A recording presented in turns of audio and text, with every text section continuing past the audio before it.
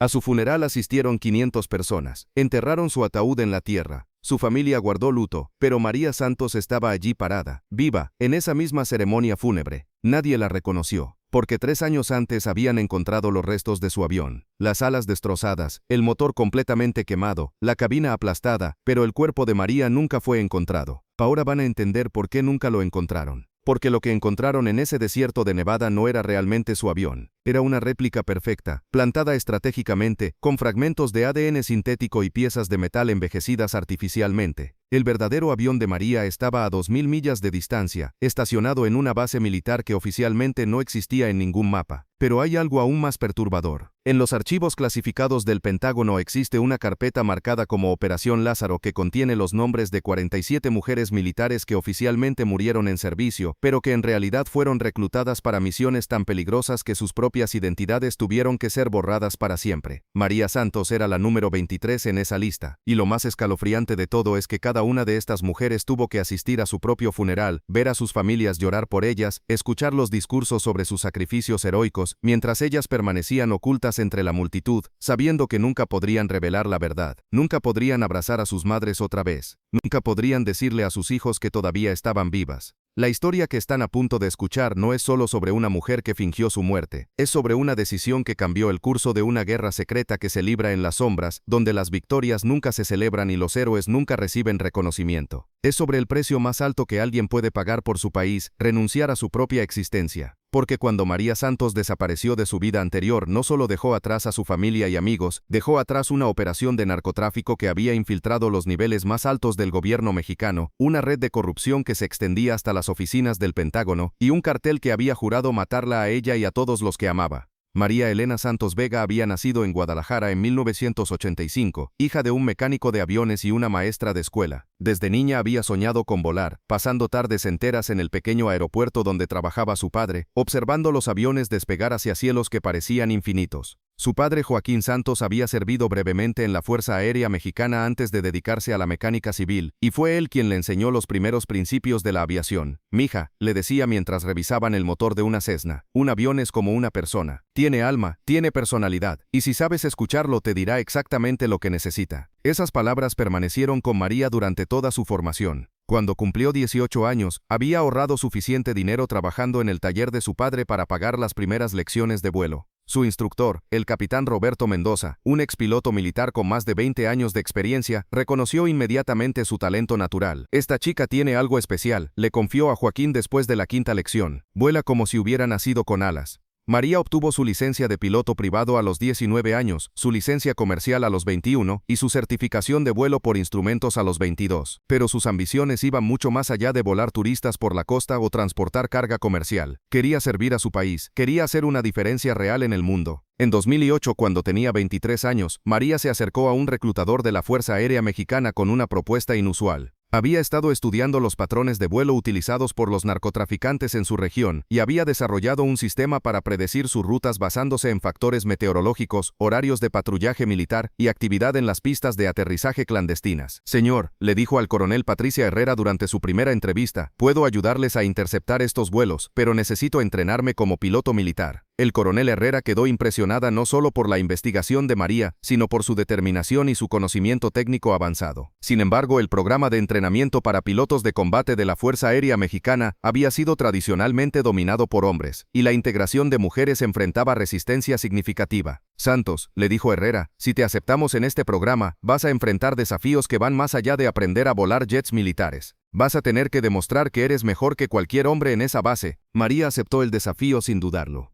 El entrenamiento militar fue brutal. Levantarse a las 4:30 am para ejercicios físicos, seguidos de clases teóricas sobre aerodinámica avanzada, navegación celestial, meteorología militar y tácticas de combate aéreo. Las tardes las pasaba en simuladores de vuelo, practicando maniobras evasivas, formaciones de combate y aterrizajes de emergencia. Pero los desafíos técnicos eran menores comparados con la hostilidad que enfrentaba de algunos de sus compañeros y instructores. El teniente Carlos Vega, uno de los instructores de vuelo más experimentados, había expresado abiertamente su opinión de que las mujeres no tenían lugar en cabinas de combate. «Santos», le gritó durante una sesión de entrenamiento particularmente difícil, «si no puedes mantener formación bajo presión, vas a conseguir que te maten a ti y a tu compañero de ala». Pero María respondía a cada crítica con rendimiento superior. Sus calificaciones en vuelo nocturno eran las más altas de su clase. Su precisión en ejercicios de tiro aéreo superaba a pilotos con años más de experiencia. Su capacidad para mantener orientación durante maniobras de alta velocidad y fuerza extrema impresionaba incluso a sus críticos más duros. Fue durante su segundo año de entrenamiento cuando María captó la atención de personas que no se suponía que estuvieran observando. Un día, después de completar un ejercicio particularmente complejo de vuelo en formación a baja altitud, fue convocada a la oficina del comandante de la base. Pero cuando llegó a la oficina, no encontró al comandante. En su lugar, había una mujer que nunca había visto antes, vestida con un traje civil elegante, sin identificación visible, con una presencia que inmediatamente comandaba respeto. «Teniente Santos», dijo la mujer, «mi nombre es clasificado, pero puede llamarme señora Morales. Represento a una organización que trabaja en cooperación con múltiples agencias de seguridad nacional». La mujer abrió una carpeta que contenía informes detallados sobre cada vuelo que María había realizado, cada ejercicio completado, cada calificación obtenida. Pero también contenía información que no debería haber estado disponible para nadie. Sus conversaciones privadas con otros cadetes, sus hábitos de estudio, incluso transcripciones de llamadas telefónicas con su familia. «Hemos estado observándola durante 18 meses», continuó Morales. «Sus habilidades de vuelo son excepcionales, pero lo que realmente nos interesa es su capacidad analítica y su determinación para servir más allá de las expectativas convencionales». María sintió una mezcla de curiosidad y aprehensión. ¿Qué tipo de servicio? El tipo que requiere que renuncie a todo lo que conoce sobre límites, reglas y expectativas normales. El tipo que podría cambiar el curso de conflictos que la mayoría de las personas nunca sabrán que existieron. Morales le explicó que existía una guerra secreta librándose entre agencias de seguridad nacionales y organizaciones criminales internacionales que habían evolucionado más allá de simples carteles de drogas. Estas organizaciones tenían acceso a tecnología militar avanzada, redes de corrupción que alcanzaban los niveles más altos del gobierno, y recursos financieros que rivalizaban con pequeñas naciones. Los métodos convencionales de aplicación de la ley ya no son suficientes, explicó Morales. Necesitamos operativos que puedan infiltrarse en estos grupos, que puedan operar completamente fuera de canales oficiales, que puedan hacer lo que los militares regulares legalmente no pueden hacer. María escuchó en silencio mientras Morales describía operaciones que sonaban más como ciencia ficción que como trabajo militar real. Pilotos que volaban aviones no registrados en misiones no autorizadas, agentes que adoptaban identidades completamente fabricadas durante años, operativos que desaparecían de sus vidas anteriores tan completamente que sus propias familias los consideraban muertos.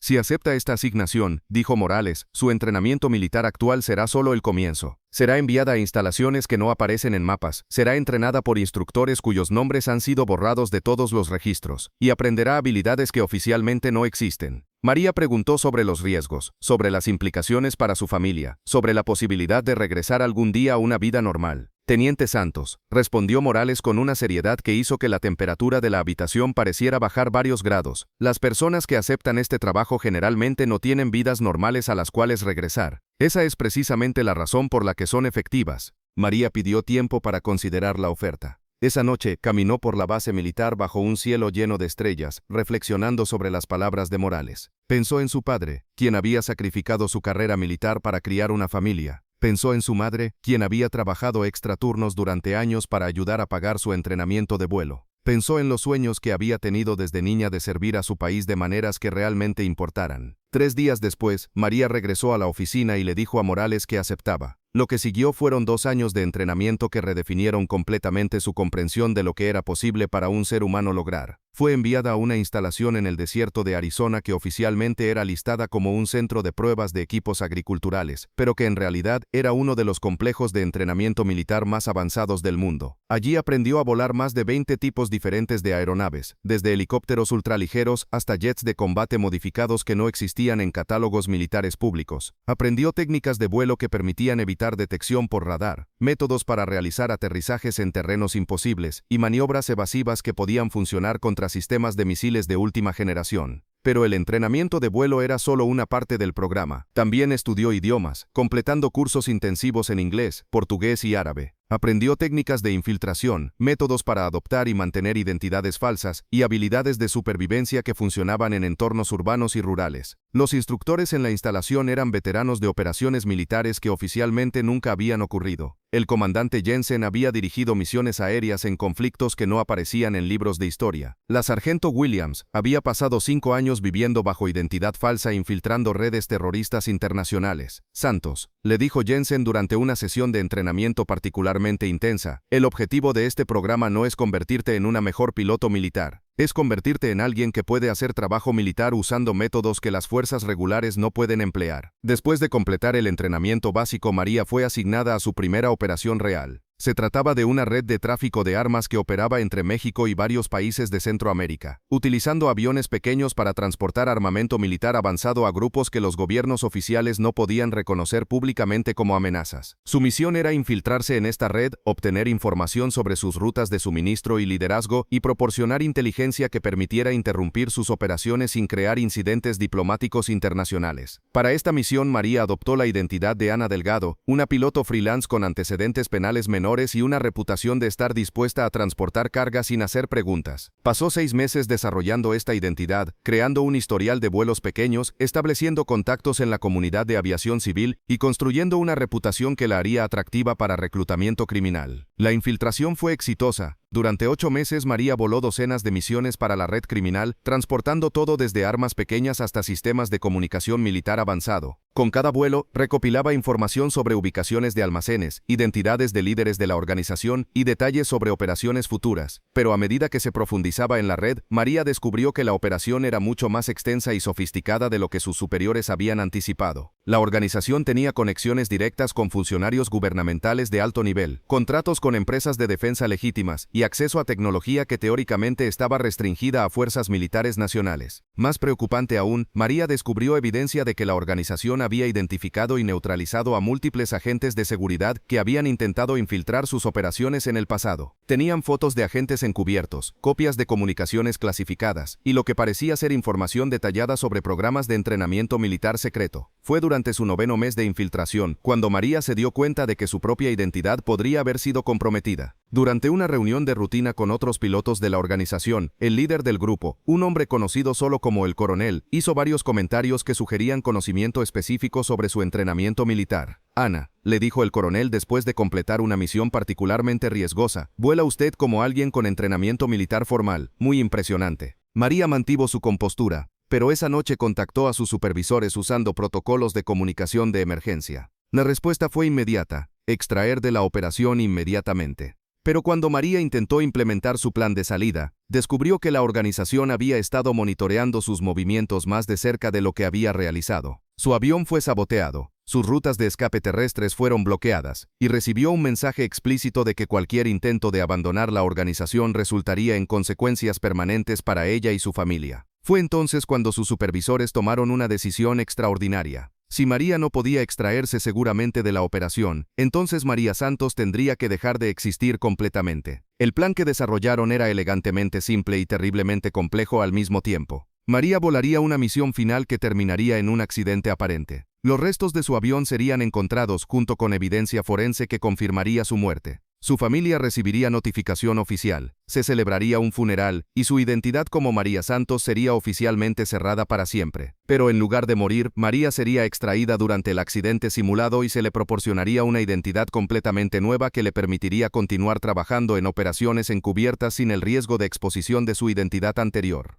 El 15 de marzo de 2015, María Santos despegó de un pequeño aeródromo en el desierto de Sonora en un Beechcraft Bonanza que había sido modificado extensivamente por técnicos militares especializados. Oficialmente estaba volando una misión de reconocimiento de rutina sobre rutas de tráfico conocidas. En realidad estaba participando en una de las operaciones de extracción más complejas jamás intentadas por su organización. A las 2:47 p.m., el radar de control de tráfico aéreo perdió contacto con su avión sobre una región montañosa remota cerca de la frontera con Arizona. Los intentos de comunicación por radio fueron infructuosos. Los equipos de búsqueda fueron desplegados inmediatamente. 3 días después, los restos del Beechcraft fueron localizados en un cañón profundo, aproximadamente 2000 millas al norte de su última posición radar conocida. La aeronave había impactado el suelo a alta velocidad y había sido consumida por un incendio alimentado por combustible de aviación. Los investigadores encontraron fragmentos de ADN que confirmaron la presencia de María Santos en la aeronave en el momento del impacto. Pero lo que los investigadores no sabían era que el avión que encontraron no era el mismo en el que María había despegado esa mañana. Era una réplica cuidadosamente construida, plantada en el sitio del accidente por un equipo de especialistas en operaciones encubiertas, completa con restos humanos obtenidos de fuentes médicas legítimas y evidencia forense diseñada para resistir investigación detallada. El verdadero Beechcraft de María había aterrizado en una pista secreta aproximadamente 400 millas al este, donde María había sido extraída por un equipo de recuperación y transportada a una instalación médica donde su apariencia física fue alterada mediante cirugía cosmética menor pero efectiva. 6 semanas después del accidente, una mujer llamada Isabela Moreno comenzó a trabajar como piloto freelance en el sur de California. Isabela tenía un historial de vuelo limpio, referencias impecables y una personalidad que era notablemente diferente de la de María Santos. Era más extrovertida, más dispuesta a socializar, más cómoda en entornos urbanos. Lo que Isabela y María compartían era un conjunto de habilidades de vuelo que había sido perfeccionado durante años de entrenamiento militar intensivo, y un compromiso con operaciones que la mayoría de las personas nunca sabrían que existían. Durante los siguientes 3 años, Isabela Moreno voló misiones para operaciones encubiertas que llevaron desde la costa oeste de Estados Unidos hasta América Central, desde operaciones antidroga hasta misiones de rescate de personal militar en situaciones políticamente sensibles. Pero cada misión llevaba el peso emocional de saber que María Santos era oficialmente una persona muerta, que su familia continuaba llorando por ella, que nunca podría regresar a la vida que había conocido antes. Fue el 12 de octubre de 2018, exactamente 3 años y 7 meses después de su muerte, cuando la vida cuidadosamente construida de Isabela Moreno se desmoronó en un solo momento de reconocimiento. María estaba en el Aeropuerto Internacional de Los Ángeles, preparándose para un vuelo de rutina a Seattle, cuando escuchó una voz que no había oído en casi 4 años. ¿María? ¿María Santos? Se volvió lentamente y se encontró cara a cara con Fernando Ruiz, su novio desde la universidad, el hombre con quien había planeado casarse antes de desaparecer en el programa militar encubierto. Fernando había envejecido notablemente en los años desde su muerte. Había líneas alrededor de sus ojos que no habían estado ahí antes, un peso en sus hombros que hablaba de años de duelo no resuelto. No, dijo María automáticamente, su entrenamiento encubierto activándose inmediatamente. Me temo que me confunde con alguien más. Pero Fernando la estudió más intensamente, tomando nota de los pequeños cambios en su apariencia, el cabello ligeramente diferente, la nariz sutilmente alterada, los lentes de contacto que cambiaban el color de sus ojos, pero reconociendo los elementos fundamentales que no podían ser alterados, la forma en que sostenía su cabeza cuando estaba nerviosa, la manera en que sus manos se movían cuando hablaba, el tono exacto de su voz cuando estaba bajo estrés. María, dijo Fernando más suavemente, pero con absoluta convicción, sé que eres tú, estuve en tu funeral, cargué tu ataúd, he visitado tu tumba cada semana durante 3 años. El momento se extendió entre ellos como un cable eléctrico, cargado con años de dolor, confusión y preguntas que nunca podrían ser completamente respondidas. María se dio cuenta de que tenía 3 opciones. Podía continuar negando su identidad y alejarse, arriesgándose a que Fernando la siguiera o contactara a las autoridades. Podía admitir su identidad pero explicar que no podía discutir las circunstancias, lo que sería tanto peligroso como cruel. O podía intentar una verdad parcial que podría satisfacer la necesidad de Fernando de entender sin comprometer su seguridad operacional. Fernando, dijo finalmente, su voz apenas audible sobre el ruido del tráfico del aeropuerto, si fuera quien crees que soy, tendría que pedirte que entiendas que hay cosas más importantes que las preguntas que quieres hacer. Más importante que dejar que las personas que te aman sepan que estás viva. La pregunta cortó a María más profundamente de lo que cualquier entrenamiento de resistencia podría haber preparado. Durante 3 años, había vivido con el conocimiento de que su familia y amigos creían que estaba muerta, pero había racionalizado ese dolor como un sacrificio necesario para un bien mayor.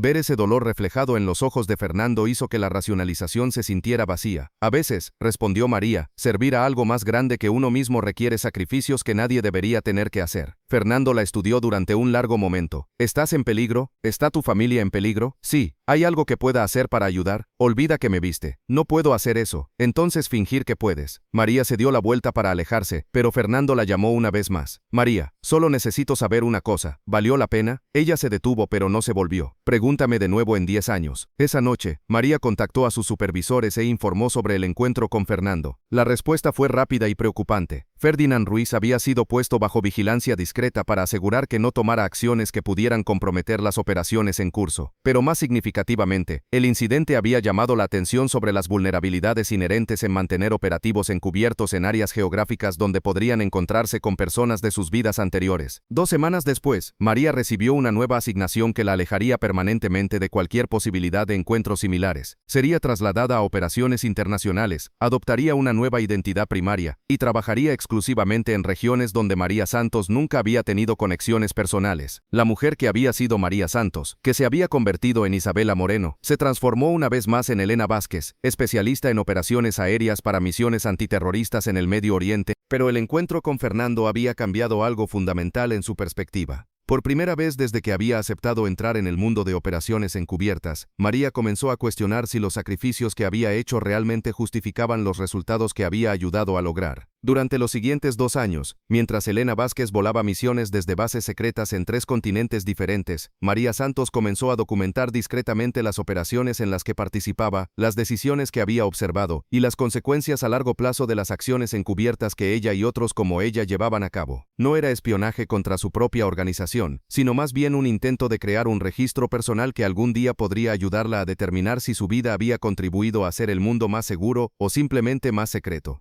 Fue durante este periodo de reflexión que María comenzó a desarrollar un plan que eventualmente la llevaría de regreso a su identidad original, pero de una manera que ninguno de sus entrenadores había anticipado. En lugar de simplemente desaparecer de las operaciones encubiertas, María decidió que encontraría una manera de usar las habilidades y conocimientos que había adquirido para crear algo que pudiera beneficiar públicamente a las personas cuyas vidas habían sido impactadas por las guerras secretas en las que había participado. El plan tomó más de un año desarrollar y requirió coordinación cuidadosa con elementos dentro de su organización que compartían sus crecientes dudas sobre la efectividad a largo plazo de operaciones puramente encubiertas. El 8 de julio de 2021, exactamente 6 años después de que María Santos había sido oficialmente declarada muerta, una mujer que llevaba documentos de identificación perfectamente legítimos que identificabanla como María Elena Santos Vega caminó hacia la oficina del editor en jefe del periódico más respetado de Ciudad de México. Llevaba consigo un USB drive que contenía información detallada sobre operaciones de narcotráfico que habían sido interrumpidas durante los años anteriores, junto con evidencia de corrupción gubernamental que había sido recopilada durante operaciones encubiertas, y documentación de redes criminales internacionales que continuaban operando porque las agencias oficiales no podían actuar contra ellas sin crear incidentes diplomáticos. Mi nombre es María Santos, le dijo al editor. Oficialmente morí hace 6 años. Extraoficialmente he estado trabajando para interrumpir operaciones criminales que afectan la seguridad de este país. Tengo información que necesita ser hecha pública. Lo que siguió fueron 6 meses de verificación cuidadosa, coordinación con agencias de seguridad nacional, y negociación sobre qué información podría ser publicada sin comprometer operaciones en curso o poner en peligro la vida de agentes activos. El resultado fue una serie de artículos que expusieron redes de corrupción que se extendían desde carteles de drogas locales hasta contratos de defensa internacional, que llevaron a docenas de arrestos y que cambiaron significativamente la comprensión pública sobre la naturaleza de las amenazas de seguridad que enfrentaba el país. Pero más importante para María, la publicación de la información marcó su transición oficial de regreso a la vida como María Santos, aunque una versión de María Santos que había sido transformada por experiencias que nunca podría discutir completamente.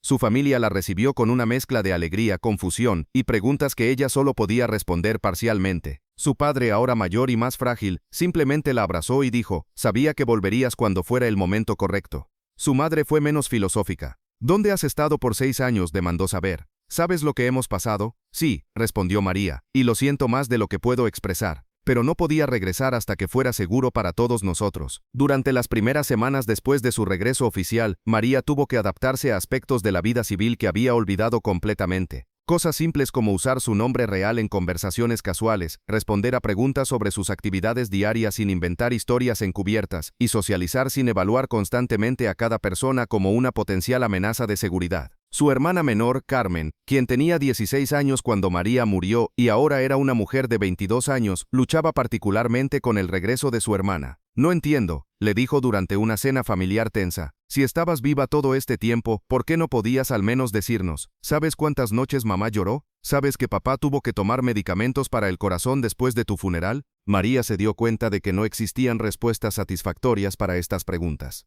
Cualquier explicación que pudiera ofrecer sonaría inadecuada comparada con 6 años de dolor familiar. Todo lo que podía hacer era estar presente ahora y esperar que el tiempo ayudara a sanar las heridas que su servicio encubierto había creado. Pero había elementos de su experiencia que nunca podría compartir, incluso con su familia más cercana. Los nombres de las personas que había conocido en operaciones encubiertas, los detalles específicos de las misiones que había volado, y la extensión completa de las redes criminales que había ayudado a disrumpir permanecerían como secretos que llevaría consigo para siempre. Un aspecto particularmente desafiante de su reintegración fue manejar la atención mediática que siguió a la publicación de su historia. Reporteros querían entrevistas detalladas sobre sus experiencias encubiertas, documentalistas propusieron hacer películas sobre su vida, agencias de talento se acercaron con ofertas para representarla en oportunidades de entretenimiento. María rechazó todas estas oportunidades. Mi historia no es entretenimiento, le explicó a un productor particularmente persistente. Es el registro de decisiones que tuvieron consecuencias reales para personas reales. No está disponible para dramatización. Fernando Ruiz se enteró del regreso de María a través de los periódicos, pero no intentó contactarla directamente. En cambio, le envió una carta simple que contenía solo una pregunta. ¿Valió la pena? María le respondió con una sola palabra: pregúntamelo de nuevo mañana. Esa respuesta se convirtió en su filosofía personal para evaluar las decisiones que había tomado. Cada día se preguntaba si las acciones del día anterior habían contribuido a hacer el mundo más seguro para las personas que amaba. Algunos días la respuesta era clara, otros días era más complicada. 3 meses después de su regreso oficial, María recibió una visita inesperada. La señora Morales, la mujer que la había reclutado originalmente para operaciones encubiertas, apareció en su puerta sin previo aviso. Santos, dijo Morales, tenemos una situación que requiere tu experiencia específica. Es voluntario, por supuesto, pero hay vidas en riesgo que solo alguien con tus habilidades puede salvar. María estudió el rostro de la mujer que había sido responsable de cambiar completamente el curso de su vida. ¿Qué tipo de situación? El tipo que requiere a alguien que puede volar en condiciones que matarían a pilotos regulares, que puede operar completamente sin apoyo oficial, y que entiende que algunas misiones son demasiado importantes para ser rechazadas. María reflexionó sobre la oferta durante varios días. Había recuperado su identidad, su familia, y una oportunidad de vivir una vida relativamente normal. ¿Realmente quería arriesgar todo eso por una misión más? Su decisión llegó cuando leyó en el periódico sobre un grupo de trabajadores humanitarios que habían sido secuestrados en una región donde las fuerzas militares oficiales no podían operar sin crear un incidente internacional. Los secuestradores habían hecho demandas que ningún gobierno podía cumplir públicamente, pero las víctimas eran inocentes que habían estado proporcionando ayuda médica a comunidades que no tenían acceso a atención sanitaria básica. Una misión más, le dijo María a Morales cuando la llamó. Pero esta vez, hay condiciones. Si sobrevivo, mi familia sabe dónde voy y por qué. Nada más de mentiras, nada más de funerales falsos. Si muero en esta misión, muero como María Santos, no como una identidad encubierta. Morales aceptó los términos. Hoy, María Santos trabaja como instructora de vuelo en una escuela de aviación civil en Guadalajara. Oficialmente pasó los años después de su muerte, recuperándose de lesiones del accidente y viviendo discretamente mientras reconstruía su vida. Sus estudiantes la conocen como una instructora excepcionalmente hábil con conocimientos inusuales sobre técnicas de vuelo avanzadas y una insistencia en protocolos de seguridad que van más allá de lo que requieren las regulaciones estándar. Lo que no saben es que de vez en cuando, generalmente por la noche y siempre usando aeronaves no registradas, María aún vuela misiones que oficialmente no suceden para operaciones que oficialmente no existen. Porque descubrió que hay algunos trabajos que una vez que aprendes a hacer, nunca realmente dejas de hacer. Y hay algunas guerras que nunca terminan, solo cambian de forma.